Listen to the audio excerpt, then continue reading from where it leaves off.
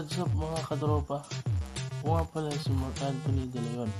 At kung bago ka pa lang dito sa page ko ay mag-subscribe, like, and share ng mga katropa. Ano nga ba ang pananaw o saloobin ko tungkol kay Sundiata? Sundiata ay isang lalaki na kuba at hindi nakakalakad.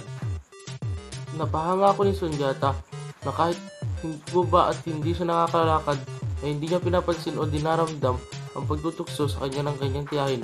Si Sundiata ay nakipagdigmaan sa mga mananakop at hindi nagtagal na talo niya ang mga mananakop sa kanilang bayan at siya'y tinawag na nilang bayani ng sinaunang Mali. Tunan ko rito ay huwag malitin ang mga kuba dahil balang araw sila rin ang makakatulong sa'yo. So yun lang mga katropa, sa susunod na video ulit,